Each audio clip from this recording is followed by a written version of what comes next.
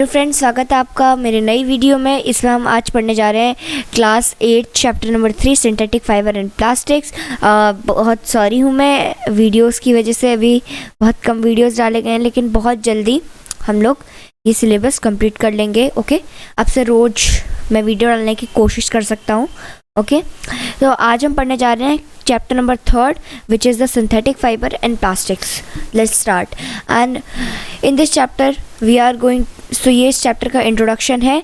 In this chapter we are going to read about the synthetic fibres and plastics. हम इस chapter में ये पढ़ने वाले हैं कि सिंथेटिक फाइबर क्या होते हैं और प्लास्टिक्स क्या होते हैं। हम इन दो चीज़ों के बारे में बेसिकली डिस्कस करेंगे, इनका यूज़ डिस्कस करेंगे और ये क्या हार्म कर सकते हैं एनवायरनमेंट को। ठीक है, और एक 5R प्रिंसिपल दिया हुआ है आपकी बुक में, NCERT में, हम वो डिस्कस करेंगे। ठीक है, let's start.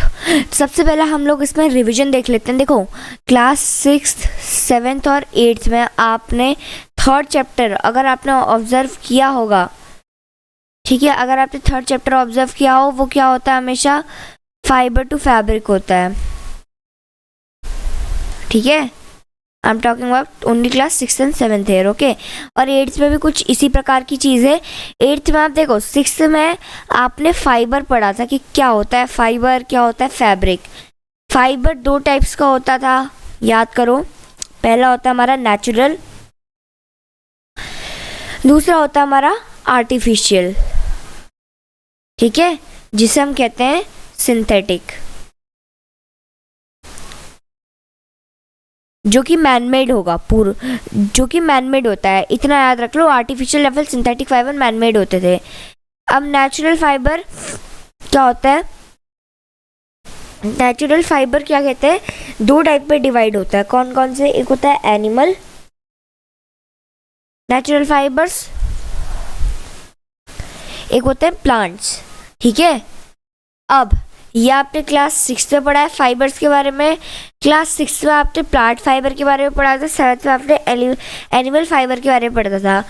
Artificial and synthetic fibre के बारे में हम 8th क्लास में पढ़ने जा रहे हैं, जो कि हमारे मैनमेड फाइबर होते हैं, कि ये फाइबर कैसे बनते हैं। जैसे कि आपने बहुत सारे कॉमन नेम है, नायलॉन हो गया, रेयॉन हो गया।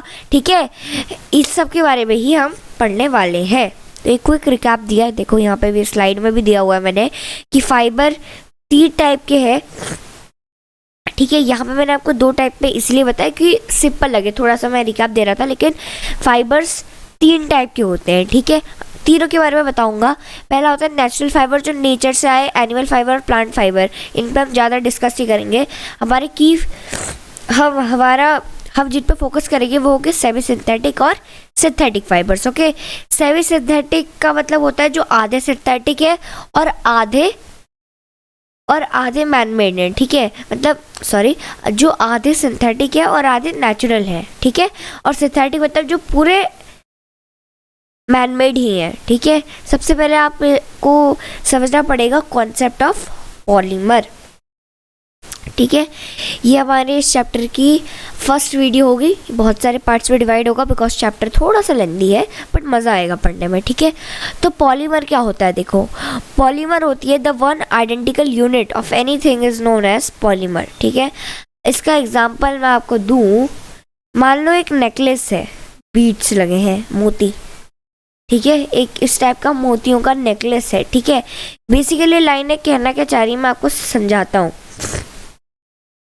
जो हमारा पॉलीमर है वो बहुत सारी चीज़ों का ग्रुप कहते हैं पॉलीमर को। ठीक है, बहुत सारी चीज़ों का हम क्या कह देते हैं, ग्रुप कह देते हैं पॉलीमर को।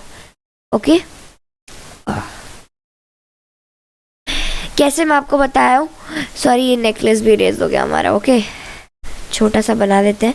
देखो, जैसे मान लो ये एक नेकलेस है। ठीक है, अब ये पूरे नेकलेस को आप पॉलीमर कहोगे क्योंकि ये बहुत सारे बीड्स का समूह है, लेकिन इसी नेकलेस की एक बीड को आप कहेंगे मोनोमर। किसी भी चीज की एक आइडेंटिकल यूनिट, जिस चीज से वो मिलके बना हुआ है, वो एक यूनिट क्या है, वो पॉलीमर है हमारा, सॉरी वो मोनोमर होता है। ठीक है, ग्रीक टर्मिनोलॉजी है।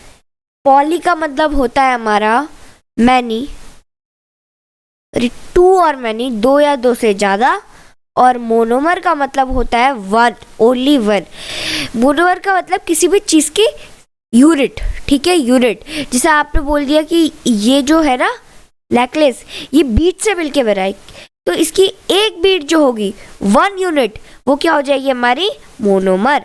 और ऐसे ही जब बहुत सारे मोनोमर, जैसे आप एक बीड मोनोमर, फिर दूसरी बीड मोनोमर, फिर तीसरी बीड मोनोमर, चौथी बीड, पांचवी बीड, छठी बीड, सातवीं बीड, ऐसे एक साथ लाओगे तो वो पूरा क्या बन जाएगा, एक चेन बन जाएगा, ठीक है। यहाँ पे हमने उसी चेन को नेकलेस कहा है। अब देखो यहाँ पे मैंने आपको एक क्यों बताया आपको ये चीज़।